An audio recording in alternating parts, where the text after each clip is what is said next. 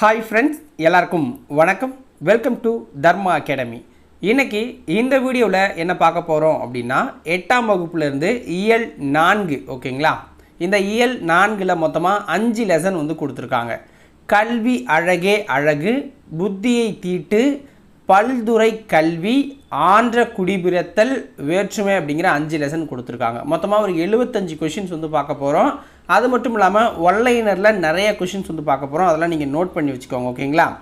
So வீடியோக்குள்ளே போகிறதுக்கு முன்னாடி ஒரு டிஸ்க்ளைமர் ஒன்று சொல்லிடுறேன். என்ன அப்படின்னா, லாஸ்ட்டு 3 டேஸாக எனக்கு வந்து பார்த்திங்கன்னா சளி பிடிச்சிருக்கு. அதனால் வாய்ஸ் கொஞ்சம் கரகர அப்படின்னு தான் கேட்கும்.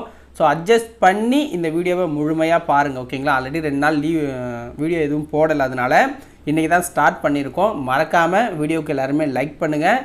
சேனலை சப்ஸ்கிரைப் பண்ணலை அப்படின்னா சப்ஸ்கிரைப் பண்ணி சப்போர்ட் பண்ணுங்கள் ஓகேவா. அது மட்டும் இல்லாமல் வீடியோவை முழுமையாக பார்த்துட்டு வீடியோ எப்படி இருக்குது அப்படிங்கிறத கமெண்ட் செக்ஷனில் பதிவு பண்ணுங்கள். வாங்க இன்னைக்கு வீடியோக்குள்ளே போகலாம். ஃபஸ்ட்டு கொஷின் அப்படிங்கிறதுக்கு முன்னாடி ஃபஸ்ட்டு லெசன் என்ன பார்க்க போகிறோம் அப்படின்னா, கல்வி அழகே அழகு அப்படிங்கிற லெசன் வந்து பார்க்க போகிறோம். அதில் இருக்க செய்யுளை பார்த்துட்டு கொஷினுக்குள்ளே போயிடலாம் ஓகேங்களா. கற்றோருக்கு கல்வி நலனே கலனல்லால் மற்றோர் அணிகலம் வேண்டாவாம், முற்ற முழுமழி பூணுக்கு பூன் வேண்டா யாரே, அழகுக்கு அழகு செய்வார் அப்படின்னு சொல்லியிருக்காங்க. இதோட பொருள் என்ன அப்படின்னா, படித்தவங்களுக்கு அந்த கல்வி தான் அழகு, இல்லை கல்வி தான் சிறப்பு. அவங்களுக்கு வேறு ஒரு சிறப்பு, நம்ம ஒரு நகையை போட்டோ இல்லை வேறு ஏதோ பணத்தை கொடுத்தோ அந்த சிறப்பை வந்து அவங்களுக்கு சேர்க்க முடியாது ஓகேங்களா. படித்தவனுக்கு அந்த கல்வி தான் அழகு. ஸோ நம்ம எதுவும் கொடுத்து அதை அழகுபடுத்த வேணாம், அணிகலம் போட்டு அழகுபடுத்தணுங்கிற அவசியம் இல்லை அப்படின்னு சொல்கிறாங்க. அதாவது என்ன, அந்த வரியில் அதை சொல்லிட்டாங்க. 2வது வரியில் என்ன சொல்கிறாங்க அப்படின்னா, ஒளிரும் மணிகள், அது ஆல்ரெடி வந்து ஜொலிக்கிற மணிகளுக்கு அழகு சேர்க்கிறதுக்காக திருப்பி இன்னும் மணிகளை வந்து நம்ம சேர்க்க தேவையில்லை, அதுக்கு ஒரு நகை போட தேவையில்லை. இப்போ வைரம் இருக்குன்னா அதில் போயிட்டு எதையும் நகையை போட தேவையில்லை, அழகு சேர்க்குறோம் அப்படிங்கிற பேரில். ஏன்னா வைரமே அழகு தான் அப்படின்னு சொல்கிறாங்க ஓகேங்களா. அப்போ ஒரு பொருள் இருக்குது, அழகான பொருள் இருக்குன்னா அதை அழகு சேர்க்கணுங்கிற அவசியம் இல்லை அப்படிங்கிறது தான் இதனுடைய பொருள். கல்வி கற்றவங்களுக்கு கல்வி தான் சிறப்பு, வேறு எதுவும் அவங்களுக்கு தேவையில்லை அப்படின்னு சொல்கிறாங்க ஓகேங்களா. இதை யார் சொல்லியிருக்கா அப்படின்னா, குமர குருபரர் அப்படிங்கிறவர் தான் இந்த பாடலை எழுதியிருக்கிறார் ஓகேங்களா. அடுத்தது வினாக்களுக்குள்ளே போயிடலாம். முற்ற என்ற சொல்லின் பொருள் என்ன? முற்ற என்ற சொல்லின் பொருள் என்ன?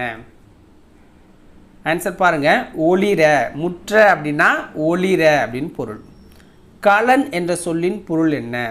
கலன் என்ற சொல்லின் பொருள் என்ன? கலன் அப்படின்னா அணிகலன் அப்படின்னு பொருள். குமர குருபரர் எந்த நூற்றாண்டை சேர்ந்தவர்? குமர குருபரர் எந்த நூற்றாண்டை சேர்ந்தவர்? 17ஆம் நூற்றாண்டை சேர்ந்தவர். 17ஆம் நூற்றாண்டை சேர்ந்தவர். கீழ்கண்டவற்றுள் குமரகுருபரர் இயற்றிய சிற்றிலக்கியம் எது அப்படின்னு கேட்குறாங்க. ஆன்சர் பாருங்கள். ஆப்ஷன் டி தான். கந்தர் கலிவெண்பா, கைலை கலம்பகம், சகலகலா வள்ளி மாலை, மீனாட்சி அம்மை பிள்ளைத்தமிழ், முத்துக்குமாரசாமி பிள்ளைத்தமிழ் அப்படிங்கிற அனைத்து சிற்றிலக்கியமும் அவர் தான் எழுதியிருக்கிறார் ஓகேங்களா. அப்போ அனைத்தும் சரியானது தான். கீழ்கண்டவற்றுள் சரியானது எது? மக்களின் வாழ்வுக்கு தேவையான நீதிகளை சுட்டி காட்டுவதால் இந்த நூலை நீதிநெறி விளக்கம் அப்படின்னும் நம்ம சொல்கிறோம். இந்த நூலை நீதிநெறி விளக்கம் அப்படின்னும் நம்ம சொல்கிறோம். கடவுள் வாழ்த்து உட்பட 102 வெண்பாக்களை கொண்டது தான் இந்த நூல். கடவுள் வாழ்த்து உட்பட 102 வெண்பாக்களை கொண்டது தான் இந்த நூல் ஓகேங்களா. அடுத்தது, அப்போ அனைத்தும் சரியானது. கல்வி கரையில் கற்பவர் நாள் சில, மெல்ல நினைக்கின் பிணிவல, தெல்லித்தின் ஆராய் தமவுடைய கற்பவே நீரொழிய, பாலுன் குறுகின் தெரிந்து. இந்த வரிகள் இடம்பெற்றுள்ள நூல் இது. ஸோ இந்த 2 வரியை முதல் 2 வரியை தான் கேட்பாங்க எக்ஸாமில். இந்த வரி இடம்பெற்றிருக்கிற நூல் வந்து நாலடியார் ஓகேங்களா. போன எக்ஸாமிலோட கேட்டிருந்தாங்க, குரூப் 4 அது குரூப் 2ல் கேட்டிருந்தாங்கன்னு நினைக்கிறேன். கற்றவருக்கு அழகு தருவது எது? கற்றவருக்கு அழகு தருவது கல்வி. கலனல்லால் என்னும் சொல்லை பிரித்து எழுத கிடைப்பது என்ன? கலனல்லால் என்னும் சொல்லை பிரித்து எழுதணும் அப்படின்னா கலன் கூட்டல் அல்லால் அப்படின்னு வரும். கலன் கூட்டல் அல்லால் அப்படின்னு வரும். அடுத்தது சொற்றொடரில் அமைத்து எழுதுக அப்படின்னு சொல்கிறாங்க. ஸோ இது வந்து டைரக்ட் ஆன்சர்ஸ் தான். அழகு, கற்றவர், அணிகலன் அப்படின்னு தான் புக்கில் இருக்கும், புக் பேக்கில். ஸோ நமக்கு வந்து அழகு அப்படின்னா அகத்தின் அழகு முகத்தில் தெரியும். ஸோ இந்த இடத்துல எந்த வேர்டு வேணாலும் நீங்கள் போடலாம். கல்வி கற்றவர்கள் உலகில் சிறந்தவராய் விளங்குவார்கள். ஓகேங்களா, கல்வி கற்றவர்கள் அறிவுடையவர்கள் அப்படின்னு சொல்ல முடியாது, சிறந்து விளங்குவார்கள்னு சொல்லலாம். ஓகே, அணிகலன் அப்படின்னா மனிதனுக்கு கல்விதான் சிறந்த அணிகலன். ஓகேங்களா. அடுத்தது இரண்டாவது லெசன் புத்தியை தீட்டு அப்படிங்கிறது. ஓகேங்களா. ஸோ புத்தியை தீட்டு இதுவும் கல்வி ரிலேட்டட் தான். ஓகேவா. கத்தியை தீட்டாதே உந்தன் புத்தியை தீட்டு, கண்ணியம் தவறாதே அதில் திறமையை காட்டு, ஆத்திரம் கண்ணை மறத்திடும் போதும் அறிவுக்கு வேலை கொடு, உன்னை அழித்திட வந்த பகைவன் என்றாலும் அன்புக்கு பாதை விடு, மன்னிக்க தெரிந்த மனிதனின் உள்ளம் மாணிக்க கோயிலப்பா, இதை மறந்தவன் வாழ்வு தடம் தெரியாமல் மறைந்தே போகுமப்பா, இங்கே இருப்பது சில காலம் இதற்குள் ஏனோ அகம்பாவம், இதனால் உண்டோ ஒரு லாபம், இதை எண்ணிப்பாரு தெளிவாகும். ஸோ இந்த பாட்டோட லைன்லாம் உங்களுக்கு சொல்ல தேவையில்லை, ஏன்னா ஈஸியாக உங்களுக்கு புரிஞ்சிருக்கும். இது ஒன்றும் சங்ககால பாட்டுலாம் இல்லை. ஓகேவா. ஸோ அதனால் இதுக்கு விளக்கம் தேவையில்லை. இதை எழுதுனது யார் அப்படின்னா ஆலங்குடி சோமு அப்படிங்கிறவர். ஆலங்குடி சோமு அப்படிங்கிற கவிஞர். ஓகேங்களா. அடுத்த வினாக்கள் உள்ள போயிடலாம். அகம்பாவம் என்ற சொல்லின் பொருள் என்ன? அகம்பாவம் என்ற சொல்லின் பொருள் செருக்கு. அகம்பாவம் அப்படின்னா செருக்கு. தடம் என்ற சொல்லின் பொருள் என்ன? தடம் என்ற சொல்லின் பொருள் அடையாளம். தடம் அப்படின்னா தடம் பதிக்கணும் அப்படின்னு சொல்லுவோம்ல, நிலாவில் தடம் பதிச்சிட்டோண்டா அப்படிங்கிற மாதிரி தான், அடையாளத்தை வச்சுட்டோம். ஆலங்குடி சோமு எந்த மாவட்டத்தில் பிறந்தார்? ஏன்னா ஆலங்குடி அப்படிங்கிறது கிராமம், சோமு அவருடைய பேர். ஸோ அப்போ அவர் அது எந்த மாவட்டத்தில் இருக்குது ஆலங்குடி கிராமம் அப்படின்னு பார்த்தீங்கன்னா சிவகங்கை மாவட்டத்தில் அமைஞ்சிருக்கு. சிவகங்கை மாவட்டத்தில் அமைஞ்சிருக்கு. ஆலங்குடி சோமு எதனோடு தொடர்புடையவர்? ஆலங்குடி சோமு எதனோடு தொடர்புடையவர் அப்படின்னா அவர் திரைப்பட பாடலாசிரியர். திரைப்பட பாடலாசிரியர். ஓகேங்களா. கீழ்கண்டவற்றுள் ஆலங்குடி சோமு பெற்ற விருது என்ன? கீழ்கண்டவற்றுள் ஆலங்குடி சோமு பெற்ற விருது என்ன அப்படின்னா கலைமாமணி விருது. கலைமாமணி விருது. என் நண்பர் பெரும் புலவராக இருந்த போதும் டேஷ் இன்றி வாழ்ந்தார். அகம்பாவமின்றி வாழ்வார். அகம்பாவமின்றி வாழ்ந்தார். கோயிலப்பா என்னும் சொல்லை பிரித்து எழுத கிடைப்பது என்ன? கோயிலப்பா என்னும் சொல்லை பிரித்து எழுத கிடைப்பது கோயில் கூட்டல் அப்பா. கோயில் கூட்டல் அப்பா. பகைவன் கூட்டல் என்றாலும் என்பதனை சேர்த்து எழுத கிடைக்கும் சொல் என்ன? பகைவன் கூட்டல் என்றாலும் என்பதனை சேர்த்து எழுத கிடைக்கும் சொல் பகைவன் என்றாலும். பகைவன் என்றாலும். ஓகேவா. அடுத்தது மூணாவது லெசனு பல்துறை கல்வி அப்படிங்கிற லெசன். பல்துறை கல்வி. ஓகேங்களா. ஸோ ஃபஸ்ட்டு கொஷின் பாருங்கள். கீழ்கண்ட கூற்றுகளில் எது சரியானது? அறியாமையை நீக்கி அறிவை விளக்குவது ஒரு கல்வி அப்படிங்கிறாங்க. அறியாமையை நீக்கி அறிவை விளக்குவது தான் கல்வி. குறியீடுகளுக்கு பல மொழிகளிலின்றும் கடன் வாங்குவது தமிழுக்கு இழுக்கு கிடையாது. அதாவது குறியீடுகளுக்காக பல மொழிகள்கிட்டேருந்து நம்ம கடன் வாங்குறது தமிழுக்கு இழுக்கு கிடையாது. கலப்பில் வளர்ச்சி உண்டு என்பது இயற்கை நுட்பம் அப்படிங்கிறாங்க. கலப்பில் மொழி கலப்பு ஏற்பட்டால் தான் வளர்ச்சிக்கு இயற்கை நுட்பம். தமிழை வளர்க்கும் முறையிலும் அளவிலும் கலப்பை கொள்வது சிறப்பு என்று கூறியவர் திருவிக்கா. புரியுதுங்களா. கலப்பு சிறப்பு, மொழி கலப்பு ஏற்படுவது சிறப்பு அப்படின்னு சொன்னவர் திருவிக்கா. அப்போ தான் நல்லா செழிப்பாக இருக்கும் அப்படிங்கிறது. காலையில் இளஞாயிறு கடலிலும் வானிலும் செக்கர் உமிழ்ந்து எழுங்காட்சியை நெஞ்சில் எழுதுங்கள் என்று கூறியவர் திருவிக்காங்கிறாங்க. ஸோ ஆன்சர் என்ன? அனைத்தும் சரியானது தான். கல்வி என்பது வருவாய் தேடும் வழிமுறை அன்று, அது மெய்மையை தேடவும் அறநெறியை பயிலவும் மனித ஆன்மாவுக்கு பயிற்சி அளிக்கும் ஒரு நெறிமுறையாகும் என்று கூறியவர் யார்? விஜயலட்சுமி பண்டிட். கல்வி என்பது வருவாய் தேடும் ஒரு வழிமுறை கிடையாது, அது மெய்மையை தேடவும் அறநெறியை பயிலவும் மனித ஆன்மாவுக்கு பயிற்சி அளிக்கும் ஒரு நெறிமுறை அப்படின்னு சொன்னது விஜயலட்சுமி பண்டிட். ஓகேங்களா. ஐநா அவையின் முதல் பெண் தலைவர் யார்? ஐநா அவையின் முதல் பெண் தலைவர் யார்? ஆன்சர் என்ன? விஜயலட்சுமி பண்டிட் அவர்கள். அடுத்து பொறுத்துக. இயற்கை ஓவியம் என அழைக்கப்படும் நூல் எது? இயற்கை ஓவியம் என அழைக்கப்படும் நூல் 10 பாட்டு. இயற்கை இன்பகளம் அப்படின்னு அழைக்கப்படுற நூல் கலித்தொகை. இயற்கை வாழ்வில்லம் அப்படின்னா திருக்குறள். இயற்கை தவம் அப்படின்னா சிந்தாமணி அப்படிங்கிற நூல். ஓகேங்களா. இயற்கை இன்ப வாழ்வு நிலையங்கள் என அழைக்கப்படும் இரு நூல்கள் எது? இயற்கை இன்ப வாழ்வு நிலையங்கள் என அழைக்கப்படும் இரு நூல்கள் அப்படின்னா சிலப்பதிகாரமும் மணிமேகலையும். சிலப்பதிகாரமும் மணிமேகலையும். இயற்கை பரிணாமம் என்று அழைக்கப்படும் நூல் எது? இயற்கை பரிணாமம் என்று அழைக்கப்படும் நூல் எது? கம்பராமாயணம். இயற்கை அன்பு என்று அழைக்கப்படும் நூல் எது? இயற்கை அன்பு என்று அழைக்கப்படும் நூல் பெரிய புராணம்.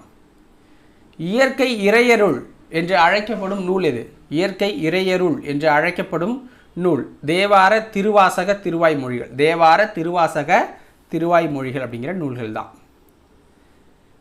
ஏடன்று கல்வி சிலர் எழுதும் பேசும், இயலன்று கல்வி பலர் கெட்டாதென்னும், வீடன்று கல்வி ஒரு தேர்வு தந்த விளைவன்று கல்வி அது வளர்ச்சி வாயில். இவ்வடிகளை பாடியவர் யார்? குலோத்துங்கன் அப்படிங்கிறவர் பாடியிருக்காரு. புற உலக ஆராய்ச்சிக்கு அறிவியல் டேஷ் போன்றது. புற உலக ஆராய்ச்சிக்கு அறிவியல் அப்படிங்கிறது ஒரு கொழுக்கொம்பு போல இருக்குது அப்படிங்கிறாங்க. கீழ்கண்ட கூற்றுகளில் எது சரியானது? திருவிக்கா என்று அனைவராலும் குறிப்பிடப்படும் திருவாரூர் விருத்தாசலம் கல்யாண சுந்தரனார். ஓகேங்களா, இதோட ஷார்ட் ஃபார்ம் தான் திருவிக்கா. இவர் அரசியல், சமுதாயம், சமயம், தொழிலாளர் நலன் என பல துறைகளில் ஈடுபாடு கொண்டவர். சிறந்த மேடை பேச்சாளர். தமிழ் தென்றல் என்று அழைக்கப்படுறார். தமிழ் தென்றல் என்று அழைக்கப்படுறார். இவர் மனித வாழ்க்கையும் காந்தியடிகளும், தமிழ் சோலை, பொதுமை வேட்டல், முருகன் அல்லது அழகு, இளமை விருந்து உள்ளிட்ட பல நூல்களை எழுதியிருக்காரு திருவிக்கா அவர்கள். ஓகேங்களா, ஸோ இதெல்லாம் ஒரு கொஸ்டினாக கொடுக்கலாம், பட் நான் மொத்தமாக கொடுக்குறேன், நோட் பண்ணி வச்சுக்கோங்க. தமிழ் தென்றல் என்று அழைக்கப்பட்டவர் யார்? தமிழ் தென்றல் என்று அழைக்கப்பட்டவர் திருவிக்கா. பெண்ணின் பெருமை என்ற நூலின் ஆசிரியர் யார்? பெண்ணின் பெருமை என்ற நூலின் ஆசிரியர் திருவிக்கா அவர்கள். பெண்ணின் பெருமை என்ற நூலின் ஆசிரியர் திருவிக்கா அவர்கள். ஓகேங்களா. அறியாமையை நீக்கி அறிவை விளக்குவது என்ன? அறியாமையை நீக்கி அறிவை விளக்குவது தான் கல்வி அப்படிங்கிறது. ஓகேங்களா. கல்வி பயிற்சிக்குரிய பருவம் என்ன? கல்வி பயிற்சிக்குரிய பருவம் இளமை பருவம். இன்றைய கல்வி டேஷ் நுழைவதற்கு கருவியாக கொள்ளப்பட்டு வருகிறது. தொழிலில் நுழைவதற்கு கருவியாக கொள்ளப்பட்டு வருது. ஓகேங்களா, அது சிறந்த வாழ்க்கை முறைக்கு ஏடா இல்லை. கலப்பில் டேஷ் உண்டென்பது இயற்கை நுட்பம். கலப்பில் டேஷ் அப்படின்னா என்ன? வளர்ச்சி உண்டென்பது இயற்கை நுட்பம். கலப்பில் தான் வளர்ச்சி இருக்குது. புற உலக ஆராய்ச்சிக்கு அறிவியல் கொழுக்கொம்பு போன்றது. அறிவியல் கொழுக்கொம்பு போன்றது. வாழ்விக்குரிய இன்பத் துறைகளில் தலையாயது காவிய இன்பம். ஓகேங்களா, காவிய இன்பம். அடுத்ததே பொறுத்துக.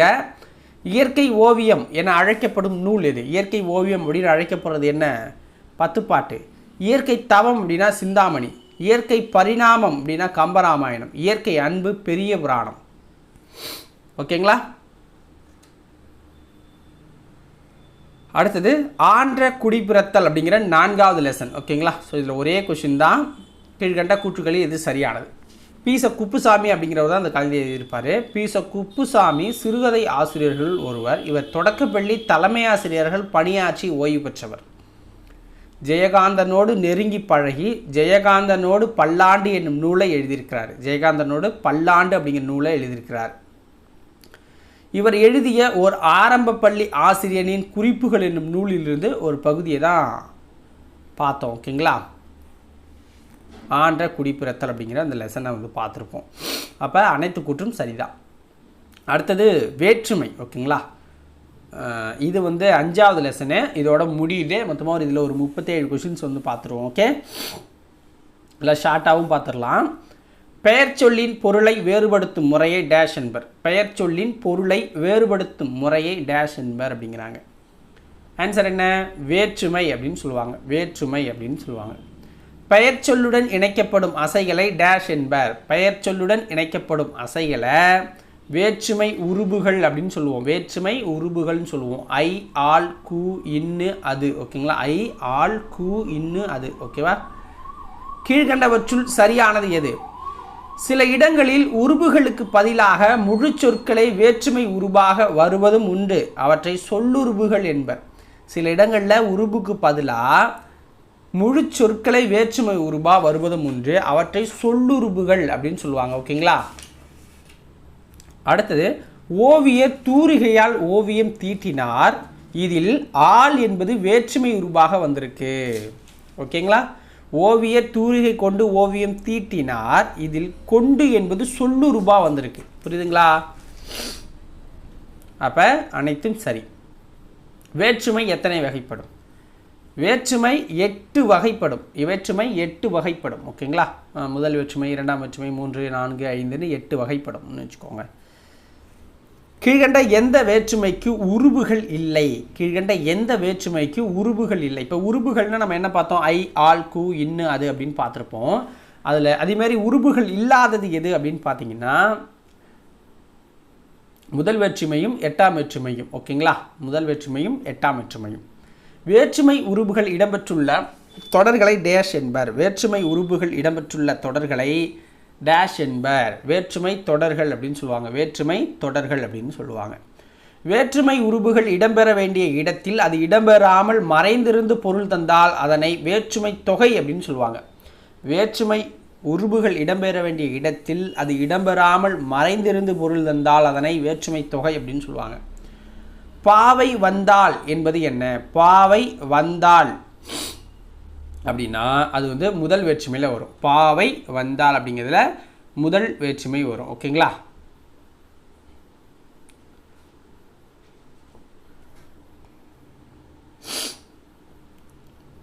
இயல்பான பொருளை தர்றது. கீழ்கண்டவற்றுள் சரியானது எது? பெரும்பாலான சொற்றொடர்களில் எழுவாய், செய்யப்படும் பொருள், பயனிலை ஆகிய 3 உறுப்புகள் இடம்பெற்றிருக்கும். எதில்? முதல் வேற்றுமையில். எழுவாயுடன் வேற்றுமை உருபுகள் எதுவும் இணையாமல் எழுவாய் தனித்து நின்று இயல்பான பொருளை தருவது தான் முதல் வேற்றுமை. பாவை வந்தால் அது இயல்பு தானே. முதல் வேற்றுமையை எழுவாய் வேற்றுமை என்றும் குறிப்பிடுவாங்க. முதல் வேற்றுமைக்கு மற்றொரு பெயர்னா எழுவாய் வேற்றுமை. ஓகேங்களா? அப்போ அனைத்து கூற்றும் சரி. கபிலர் பரணரை புகழ்ந்தார். கபிலர் பரணரை புகழ்ந்தார். இது எந்த வேற்றுமை அப்படின்னா இரண்டாம் வேற்றுமை. ஏன்னா இரண்டாம் வேற்றுமையோட உருபு என்னென்னா ஐ. ஓகேங்களா? இரண்டாம் வேற்றுமையோட உருபு ஐ அப்படின்னு சொல்லுவாங்க. கபிலர் பரணரை ஐ வருதா? ஸோ அப்போ அது இரண்டாம் வேற்றுமை. ஓகேங்களா? கபிலரை பரணர் புகழ்ந்தார் அப்படின்னாலும் கபிலரை அப்படிங்கிறதுல ஐ வருது. ஸோ அது இரண்டாம் வேற்றுமை. ஓகேங்களா? அடுத்தது கீழ்கண்ட கூற்றுகளில் எது சரியானது? பாருங்கள். இரண்டாம் வேற்றுமை உருபு ஐ எந்த பெயருடன் இணைகிறதோ அப்பெயர் செய்யப்படும் பொருளாக மாறும். இவ்வாறு ஒரு பெயரை செய்யப்படும் பொருளாக வேறுபடுத்தி காட்டுவதால் இரண்டாம் வேற்றுமை செய்யப்படும் பொருள் வேற்றுமையை செய்யப்படும் பொருள் வேற்றுமை அப்படின்னு சொல்லுவாங்க. அதுக்கு வந்து எழுவாய் வேற்றுமைன்னு சொன்னோம் முதல் வேற்றுமைக்கு. இரண்டாவது வேற்றுமைக்கு இன்னொரு பேர்னா செய்யப்படும் பொருள் வேற்றுமை. ஓகேங்களா? இரண்டாம் வேற்றுமை அப்படிங்கிறது ஆக்கல், அழித்தல், அடைதல், நீத்தல், ஒத்தல், உடைமை அப்படிங்கிற 6 வகையான பொருள்களில் வரும். ஆக்கல், அழித்தல், அடைதல், நீத்தல், ஒத்தல், உடைமை அப்படிங்கிற 6 வகையான பொருள்களில் வரும். ஓகேங்களா? ஸோ ஆக்கல் அப்படின்னா கரிகாலன் கல்லணையை கட்டினார். அது ஆக்கல்ல வருது, உருவாக்குறது. அழித்தல் பெரியார் மூட நம்பிக்கைகளை ஒழித்தார். அடைதல்னா கோவலன் மதுரையை அடைந்தான். நீத்தல்னா காமராசர் பதவியை துறந்தார். எல்லாத்துலையும் ஐ வரும். ஓகேங்களா? ஒத்தல் அப்படின்னா தமிழ் நமக்கு உயிரை போன்றது. உடைமைனா வள்ளுவர் பெரும் புகழ் உடையவர்னு சொல்கிறாங்க. அப்போ அனைத்து கூற்றும் சரியானது தான். கீழ்கண்டவற்றுள் 3ஆம் வேற்றுமைக்குரிய உறுப்பு எது? கீழ்கண்டவற்றுள் 3ஆம் வேற்றுமைக்குரிய உருபு அப்படின்னா பார்த்தீங்கன்னா ஆப்ஷன் இ. ஓகேங்களா? இ இந்த இடத்துல வரணும், ஏன்னா டி இங்கே இருக்குது. ஸோ இப்போ ஆல், ஆண், ஓடு, ஓடு, ஓடு அப்படிங்கிற 4மே 3ஆம் வேற்றுமைக்குரிய உருபுகள் தான். ஓகேங்களா? இப்போ கீழ்கண்டவற்றுள் சரியானது எது அப்படின்னு பார்க்கணும். ஆல், ஆண் ஆகியவை கருவி பொருள், கருத்தா பொருள் ஆகிய 2 வகையான பொருள்களில் வரும். ஆல், ஆண் அப்படிங்கிற வார்த்தைகள் வந்து இந்த ரெண்டும் கருவி பொருள், கருத்தா பொருளில் வருது.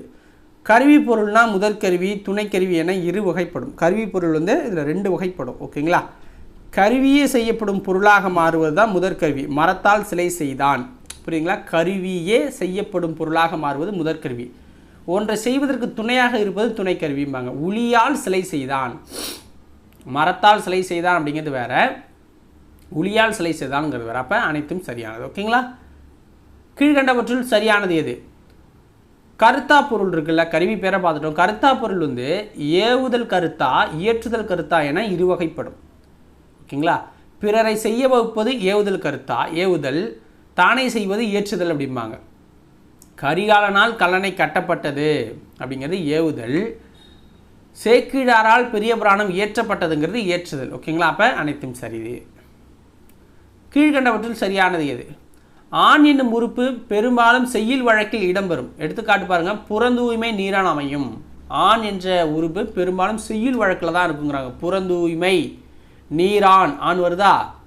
ஓடு ஓடு ஆகிய மூன்றாம் வேற்றுமை உறுப்புகள் உடனிகழ்ச்சி பொருளில் வரும். எடுத்துக்காட்டு பாருங்கள், தாயோடு குழந்தை சென்றது. தாயோடு ஓடு வருதா? அமைச்சரோடு அலுவலர்கள் சென்றனர். புரியுதுங்களா? அமைச்சரோடு. ஸோ அப்போ இரண்டும் சரியான கூற்று. கீழ்கண்டவற்றுள் சரியானது எது? நான்காம் வேற்றுமைக்குரிய உருபு கு. நான்காம் வேற்றுமைக்கு கு அப்படிங்கிறது தான் அதோட உருபு. இது பார்த்தீங்கன்னா கொடை, பகை, நட்பு, தகுதி, அதுவாதல், பொருட்டு, முறை, எல்லை என பல பொருள்களில் வருது அப்படிங்கிறாங்க. ஸோ அதுக்கு எக்ஸாம்பிள் பாருங்கள். கொடை அப்படின்னா முல்லைக்கு தேர் தந்தான், தேர் கொடுத்தான். பகை, புகை மனிதனுக்கு பகை, கூ வருதா? நட்பு, கபிலருக்கு நண்பர் பரணர். தகுதி, கவிதைக்கு அழகு கற்பனை. அதுவாதல், தயிருக்கு பால் வாங்கினான். பொருட்டு அப்படின்னா தமிழ் வளர்ச்சிக்கு பாடுபட்டார். முறைனா செங்குட்டுவனுக்கு தம்பி இளங்கோ. எல்லை, தமிழ்நாட்டுக்கு கிழக்கு வங்கக்கடல். ஓகேங்களா? அப்போ எல்லாத்தையுமே கூ வருது. ஆனால் இந்த இதிலெல்லாம் வரும் அப்படிங்கிறாங்க. நான்காம் வேற்றுமை உருபுடன் கூடுதலாக ஆக என்னும் அசை சேர்ந்து வருவதும் உண்டுங்கிறாங்க. இப்போ கூலிக்காக வேலை, புரியுதுங்களா? ஆக அப்படிங்கிற வார்த்தையும் வருங்கிறாங்க சில இடத்துல. அப்போ அனைத்தும் சரி. கீழ்கண்டவற்றுள் சரியானது இது. இல்லு, இன்னு ஆகியவை ஐந்தாம் வேற்றுமை உருபு. இல்லு, இன்னு அப்படிங்கிறது ஐந்தாம் வேற்றுமை உருபுகள். ஓகேங்களா? இவை நீங்கள், ஒப்பு, எல்லை, ஏது போன்ற பொருள்களில் வரும் அப்படிங்கிறாங்க. நீங்கள் அப்படின்னா தலையின் இழிந்த மழிர். ஓகேங்களா? இது நீங்கிறது. ஒப்பு அப்படின்னா பாம்பின் நிறம் ஒரு குட்டி அப்படிங்கிறது. எல்லை அப்படின்னா தமிழ்நாட்டின் கிழக்கு வங்கக்கடல் அப்படிங்கிறது. ஓகேங்களா?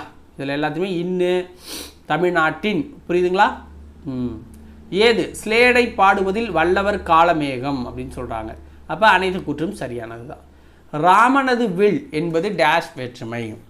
ராமனது வில் என்பது நமக்கு ஆறாம் வேற்றுமை. ஆறாம் வேற்றுமை. இந்த ஆறாம் வேற்றுமையோட உருபுகள் அப்படின்னா அது, ஆது, ஆ. ஓகேங்களா? அது, ஆது, ஆ.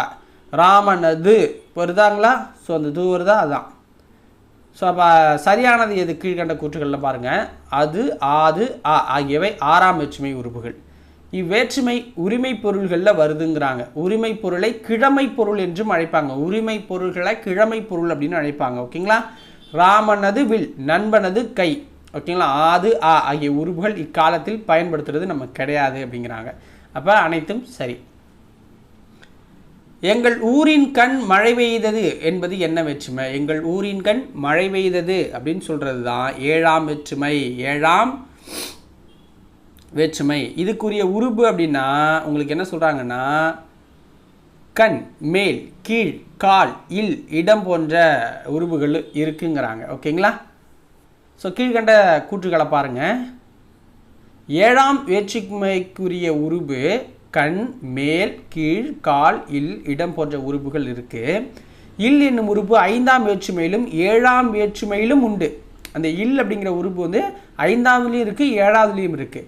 நீங்கள் பொருளில் வந்தால் ஐந்தாம் வேற்றுமை என்னும், நீங்கள் பொருளில் வந்தால் ஐந்தாம் வேற்றுமை என்றும், இடப்பொருளில் வந்தால் அது ஏழாம் வேற்றுமை என்றும் பொருள் கொள்ள வேண்டும். புரியுதுங்களா? ரெண்டு இடத்துலையுமே இருக்குது. ஒன்று நீங்களில் வந்தால் ஐந்தாம் வேற்றுமைன்னு போட்டுருணும், இடப்பொருளில் வந்தால் ஏழாம் வேற்றுமைன்னு போட்டுருணுங்கிறாங்க. இடம், காலம் ஆகியவற்றை குறிக்கும் சொற்களில் ஏழாம் வேற்றுமை உருபு இடம்பெறும். இடம், காலத்தை குறித்தா அதில் ஏழாம் வேற்றுமை வந்துடும். எங்கள் ஊரின் கண் மழை பெய்தது, இரவின் கண் மழை பெய்தது. ஓகேங்களா? காலம், இடத்தெல்லாம் குறிக்குது. அப்போ அனைத்தும் சரி. இப்போ தும்மல் வரப்போகுது, ரொம்ப இதாகிடுச்சு, ஸ்வெட் ஆகிடுச்சு. ஓகேங்களா? கீழ்கண்டவற்றில் சரியானது. எட்டாம் வேற்றுமை இது விழிப்பொருளில் வரும். விழிப்பொருளில் வரும் அப்படிங்கிறாங்க. படற்கை பெயரை முன்னிலை பெயராக மாற்றி அழைப்பதே விழி வேற்றுமை அப்படின்னு நம்ம சொல்கிறோம். படற்கை பெயரை மாற்றி அழைக்கிறது தான் விழி வேற்றுமை அப்படிங்கிறோம். இந்த வேற்றுமைக்கு தனி உருபு கிடையாது. பெயர்கள் திரிந்து வழங்குவது உண்டு அப்படிங்கிறாங்க. பெயர்கள் திரிந்து வழங்குவது உண்டு அப்படிங்கிறாங்க. அண்ணன் என்பதை அண்ணா என்றும், புலவர் என்பதை புலவரே என்று மாற்றி வழங்குவது தான் எட்டாம் வேற்றுமை. ஓகேவா? அண்ணன் அப்படிங்கிறத அண்ணா, புலவர் அப்படிங்கிறத புலவரே, தலைவரே அப்படிங்கிற மாதிரி சொல்கிறது. ஓகேங்களா? அப்போ அனைத்தும் சரியானது தான்.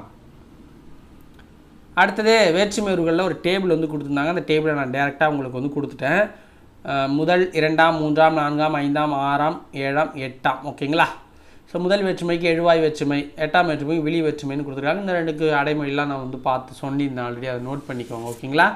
ஸோ அதோட உருபுகள் என்ன அப்படின்னா, முதல் வேற்றுமைக்கு இல்லை, இரண்டாம் வேற்றுமைக்கு ஐயே, மூன்றாம் வேற்றுமைக்கு ஆள், ஆண், ஓடு, ஓடு, நான்காம் வேற்றுமைக்கு உருபு கு, ஐந்தாம் வேற்றுமைக்கு இல்லு, இன்னு, ஆறாம் வேற்றுமைக்கு அது, ஆது, ஆ, ஏழாம் வேற்றுமைக்கு கண்ணு, எட்டாம் வேற்றுமைக்கு இல்லை, உருபு இல்லை. ஓகேங்களா?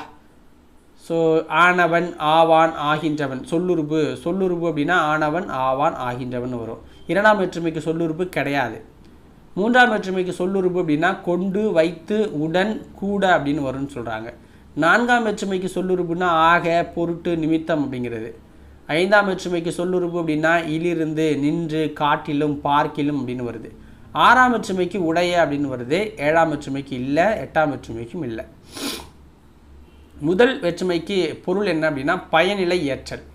இரண்டாம் வேற்றுமைக்கு பொருள் வந்து செய்யப்படும் பொருள். மூன்றாம் வேற்றுமைக்கு கருவி, கருத்தா, உடனிகழ்ச்சி அப்படின்னு சொல்கிறாங்க. நான்காம் வேற்றுமைக்கு பொருள் வந்து கொடை, பகை, நட்பு, தகுதி, அதுவாதல், பொருட்டு, முறை, எல்லை இதெல்லாம் ஒத்து வருது. ஐந்தாம் வேற்றுமைக்கு நீங்கள், ஒப்பு, எல்லை, ஏது இதை ஒத்து வரும் பொருள். ஆறாம் வேற்றுமைக்கு கிழமையில் வரும். ஏழாம் வேற்றுமைக்கு இடம், காலத்தை குறிக்குது. எட்டாம் வேற்றுமைக்கு விழி, அழைத்தல் அப்படிங்கிற பொருளில் வந்துருச்சு. ஓகேங்களா? ஸோ இதோட இந்த டேபிள் முடிஞ்சு போச்சு. அடுத்த கொஸ்டினுக்குள்ளே வந்துடலாம். பெயர் சொல்லின் பொருளை வேறுபடுத்துக. பெயர் சொல்லின் பொருளை வேறுபடுத்துவது டேஷ் ஆகும். ஆன்சர் என்ன? வேற்றுமை. எட்டாம் வேற்றுமை டேஷ் வேற்றுமை என்று அழைக்கப்படுகிறது. எட்டாம் வேற்றுமை விழி வேற்றுமை அப்படின்னு அழைக்கப்படுது. விழி வேற்றுமை அப்படின்னு அழைக்கப்படுது. உடனிகழ்ச்சி பொருளில் டேஷ் வேற்றுமை வரும். உடனிகழ்ச்சி பொருளில் டேஷ் வேற்றுமை வரும் அப்படின்னா மூன்றாம் வேற்றுமை வரும். அறத்தான் வருவதே இன்பம் இத்தொடரில் டேஷ் வேற்றுமை பயின்று வந்துள்ளது. அறத்தான் வருவதே இன்பம் இத்தொடரில் டேஷ் வேற்றுமை பயின்று வந்துள்ளது அப்படின்னா மூன்றாம் வேற்றுமை பயின்று வந்துள்ளது. மலர்பானையை வனைந்தான் இத்தொடர் டேஷ் பொருளை குறிக்குது. மலர் பானையை வனைந்தால் இத்தொடர் டேஷ் பொருளை குறிக்குது அப்படின்னா ஆக்கல் பொருளை குறிக்குது. ஏன்னா ஆக்குறான், உருவாக்குறான். அடுத்தது பொறுத்துக. மூன்றாம் வேற்றுமைனா என்ன, நான்காம் வேற்றுமை என்ன, அதோட உருபுகள்லாம் நம்ம ஆல்ரெடி சொல்லியிருப்போம். ஃபஸ்ட்டு பாருங்கள், மூன்றாம் வேற்றுமை மண்ணால் குதிரை செய்தான். மண்ணால் குதிரை செய்தான். மூன்றாம் வேற்றுமை உருபு என்ன சொல்லியிருக்கோம்? ஆள், ஆண், ஓடு, ஓடுன்னு சொல்லியிருப்போம். இதில் என்ன வருது? ஆள் வருதா? அதான். நான்காம் வேற்றுமை அப்படின்னா உங்களுக்கு என்ன? நான்காம் வேற்றுமை அப்படின்னா ராமனுக்கு தம்பி லக்குவன். ராமனுக்கு தம்பி லக்குவன் அப்படிங்கிறாங்க. ஓகேங்களா? அடுத்தது கு. ஓகேங்களா? ராமனுக்கு கு வருதா? ஐந்தாம் வேற்றுமை அப்படின்னா ஏவுதல் கலையில் சிறந்தவன் ஏகலைவன். ஏவுதல் கலையில் சிறந்தவன் ஏகலைவன் அப்படிங்கிறாங்க. இன்னு இல்லு, இன்னு இல்லு வரணும். ஏவுதல் கலையில் இல்லு வருதா? சிறந்தவன். இன்னு வருதா? ஏகலைவன். புரியுதுங்களா? ஆறாம் வேற்றுமை அப்படின்னா பாரியினது தேர். ஸோ அதோட உருபு என்ன? அது அப்படிங்கிற வார்த்தை. அப்போ இங்கே என்ன வருது? பாரியினது அது வருதா? ஸோ அவ்வளோதான். ஆப்ஷன் ஏ சரியானது. அறிந்து பயன்படுத்துவோம். இது கொஞ்சம் லென்த்தாக இருக்கும். ஏன்னா இது வந்து இலக்கணத்தில் எப்போதுமே போக போக பார்த்திங்கன்னா பின்னாடி கொடுக்க ஆரம்பிச்சிட்டாங்க. ஸோ இதை கொஞ்சம் ஸ்பீடாக நான் சொல்லிட்டு போயிடுறோம். ஓகேங்களா? ஸோ ஏன்னா இது கொஷின்லாம் கிடையாது, டேரெக்டாக முடிச்சுட்டு போகிறது தான். இதுக்கப்புறம் ஒரு 10 கொஷின் மட்டும்தான் இருக்கும். நிறுத்த குறிகள், அந்த புள்ளி எங்கெங்கே வைக்கணும் அப்படிங்கிறத நம்ம பார்க்குறது. இது எக்ஸாம்பிள் எப்பயாவது சில டைம் கேட்குறாங்க. ஓகேங்களா? ஃபஸ்ட்டு கார் புள்ளி. ஸோ இந்த கமா மாதிரி போடுற இந்த கார் புள்ளி எங்கே வைக்கிறோம் அப்படின்னா பொருள்களை எண்ணும் இடங்களில் கார்புள்ளி வரும். பொருள்களை எண்ணும் இடங்களில் வரும். குறிஞ்சி, முல்லை, மருதம், நெய்தல், பாலை, ஒரு 4-5 பொருளை சொல்கிறப்ப கமா போட்டு போவோம்ல, அதான். கடிதத்தில் விழிமுன் கார்புள்ளி வருங்கிறாங்க. கடிதத்தில் விழிமுன் வரும் அப்படிங்கிறாங்க. அதாவது அன்புள்ள நண்பா அப்படின்னா அது போட்டுட்டு அடுத்து என்னன்னு எழுதுவாங்க. அன்புள்ள ஐயா அப்படின்னு போடுவாங்க. அது மாதிரி வினையச்சங்களுக்கு பின் கார்புள்ளி வருங்கிறாங்க. அதாவது பொழிலன் தோட்டத்திற்கு சென்று வாழை இலை பறித்து வந்தான். சென்று அப்படிங்கிறதுக்கு பக்கத்தில் போட்டு அடுத்து வாழை இலை வந்தான். மேற்கோள் குறிகளுக்கு முன் கார்புள்ளி வரும். மேற்கோள் குறிகளுக்கு, அதாவது இப்போ குழந்தை நிலவை பார்த்து அந்த மேற்கோள் நிலா ஓடிவான் பாட்டுக்கு வந்து மேற்குறி போடுவோம். அதுக்கு முன்னாடி வரும் அப்படிங்கிறாங்க. புரியுங்களா? முகவரியில் இறுதி வரி நீங்க ஏனைய வரிகள் இயலின் இறுதியில் காற்புள்ளி வரும். முகவரியில் இறுதி வரி நீங்கள் ஏனைய வரிகளில் வரும். இறுதி வரிகளில் புள்ளி வச்சுருவோம். அதுக்கு முன்னாடி இருக்க எல்லாத்துக்குமே காமா போடணும். ஓகேங்களா? அட்ரஸாக இருந்தால் புரியுதுங்களா? அரை புள்ளி, ஸோ 2 புள்ளி வைக்கிறது இப்படி. ஓகேங்களா? ஒரே எழுவாயில் பல வாக்கியங்கள் தொடரும் இடத்தில் அரை புள்ளி வரும். கரிகாலன் கங்கை வரை படையெடுத்து சென்றான், கனக வியசருடன் போரிட்டான். ஸோ 2 வாக்கியம் வருது. ஓகேங்களா? அதனால் உடன்படு எதிர்மறை கருத்துக்களை ஒன்றாக கூறும் இடத்தில் அரை புள்ளி வருங்கிறாங்க. நல்லவன் வாழ்வான், தீயவன் தாழ்வான். ஸோ இந்த இடத்துல 2 இது வருது. ஓகேங்களா? உடன்பாடு எதிர்மறை கருத்துக்கள் ஒன்றாக கூறும் இடத்துல இப்படி வருங்கிறாங்க. அடுத்து முக்கார் புள்ளி, சிறு தலைப்பான தொகை சொல்லை உரித்து கூறும் இடத்தில் முக்கார் புள்ளி வருங்கிறாங்க. ஸோ முத்தமிழ் அப்படின்னா இயலிசை நாடகம், அந்த முத்தமிழுக்கு இடையில் 2 புள்ளி. அடுத்தது முற்றுப்புள்ளினா எப்போதும் போல் லாஸ்ட்டாக வைக்கிறது தான். சொற்றொடரின் இறுதியில் முற்றுப்புள்ளி வரும். சொற்குறுக்கங்களை அடுத்து முற்றுப்புள்ளி வரும். இப்போ திருவிக்காவுக்கு என்ன சொன்னோம்? திருவாரூர் விருத்தாசலனார் கல்யாண சுந்தரம்னு சொன்னோமா? அப்போ திருவிக்கா அப்படின்னு ஷார்ட்டாக எழுதுகிறோம். ஸோ அது மாதிரி ஊராட்சி ஒன்றிய நடுநிலைப்பள்ளிக்கு ஊஓ அப்படிங்கிற புள்ளி வைக்கிறோம். பெயரின் தலைப்பழத்தை அடுத்து முற்றுப்புள்ளி வரும். பெயரின் தலைப்பழத்தை முடித்து நம்ம இன்ஷியல் போடுறோம்ல, அதுதான். அடுத்து வினா குறி, வினாப்பொருளை உணர்த்தும் வாக்கியத்தில் இறுதியில் வரும் அப்படிங்கிறாங்க. சேக்கிழார் எழுதிய நூல் இது. அடுத்து வியப்பு குறி, மகிழ்ச்சி, வியப்பு, அச்சம், அவலம், இரங்கல் முதலான உணர்ச்சியை வெளியிடும் இடங்களில் வியப்பு குறி போடணும். வியப்பு குறினா என்ன? இந்த குறி தான். ஓகேங்களா? தமிழின் இனிமைதான் என்னே, வியப்பில் வருதா? பாம்பு அப்படின்னா அச்சம் வருதா? அந்தோ இயற்கை அழிகிறதே அப்படின்னா அவலம். ஓகேங்களா? ஸோ இதுதான் ஆச்சரிய குறி, பின்னாடி போட்டுக்கணும். ஒற்றை மேற்குறி அப்படின்னா தனிச்சொல்லையோ தனி எழுத்தையோ விளக்கி காட்டும்போது இரட்டை மேற்கோள் குறியில் இன்னொரு கூற்று உட்பட்டு வரும்போது ஒற்றை மேற்கோள் பயன்படுங்கிறாங்க. இப்போ நல்ல என்பது குறிப்பு பெயரச்சம்ங்கிறாங்க. அப்போ நல்லங்கிறது ஒரு வார்த்தை, அதை தனியாக காட்டணும்ல, அதுக்காக தான் இந்த ஒற்றை மேற்கோள் குறி. கூட்டத்தின் தலைவர் அறிஞர் அண்ணா அவர்கள் இப்பொழுது தலைப்பில்லை என்னும் தலைப்பில் பேசுவார். அந்த தலைப்புக்கு அந்த ஒற்றை மேற்கோள் குறியை நம்ம போடுவோம். ஓகேங்களா? இரட்டை மேற்கோள் குறி, நேர்கூற்றுகளிலும் செய்யுள் அடிகளையோ பொன்மொழிகளையோ குறிப்பிடும் இடங்களிலும் இரட்டை மேற்கோள் குறி பயன்படுத்துவோம் அப்படிங்கிறாங்க. திருவிக்கா மாணவர்களிடம் தமிழ் காவியங்களை படியுங்கள், இன்பம் நுகருங்கள் என்று கூறினார். அப்போ முக்கியமான இடத்துல அந்த இடத்துல வரும். ஓகேங்களா? பின்வரும் தொடர்களில் உரிய இடங்களை நிறுத்தற் குறிகளை கொண்டு எழுதுகிறாங்க. பூக்கள் நிறைந்த இடம் சோலையாகும். ஸோ இந்த இடத்துல முற்றுப்புள்ளி வருது. திருக்குறள் அறம் பொருள் இன்பம் என்னும் முப்பால் பகுப்பு கொண்டது அப்படிங்கிறாங்க. இந்த இடத்துல பார்த்தீங்க அப்படின்னா நமக்கு கார்புள்ளி வருது. ஓகேங்களா? கார்புள்ளி இந்த இடத்துல வருது. அறம் பொருள் இன்பம் அப்படின்னு 3ஆம் வரிசைப்படுத்துறதுல வருது. தமிழ் மொழி செம்மையானது, வலிமையானது, இளமையானதுங்கிறாங்க. ஸோ இந்த இடத்துலையும் பார்த்தீங்கன்னா செம்மை, வலிமை, இளமைங்கிறதால இதுலேயும் கார்புள்ளி போட்டுக்கிறோம். கபிலன் தன் தந்தையிடம் இன்று மாலை விளையாட போகட்டுமா என்று கேட்டான். இது விளையாட போகட்டுமான்னு கேட்குறான். அப்போ ஒரு கேள்விக்குறி ஒன்று போடணும். தன் தந்தையிடம் கேட்குறதுங்கிறதால அந்த 2 குறி வரும்ல, அது பேர் என்ன?